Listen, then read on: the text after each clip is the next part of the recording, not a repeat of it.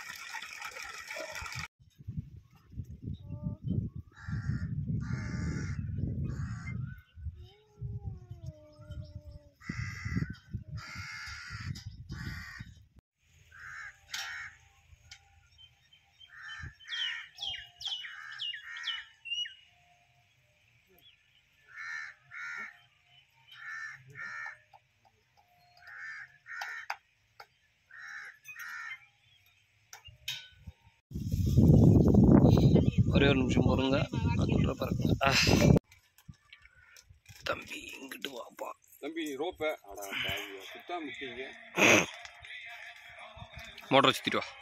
கடப்பாறை எடுத்து போகணும். அது பிடிக்காது. கடப்பாறை போண்டு தம்பி. சரியா போயிடும். கடப்பாறை இருக்கு.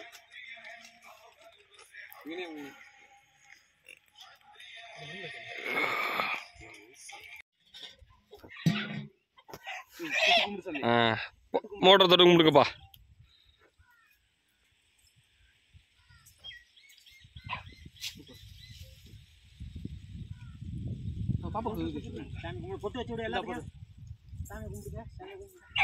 எலுமிச்சம்பழத்தை தனியாக வச்சுருக்காங்க அந்த கோயிலுக்கு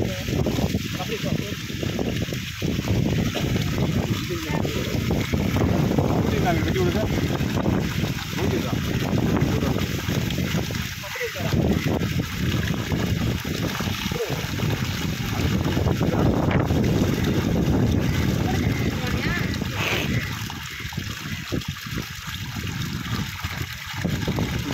இருக்குற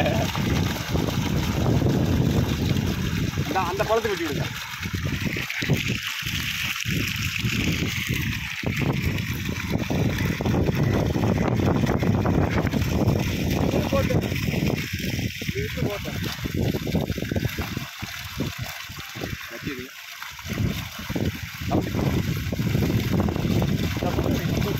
அந்த கம்போடு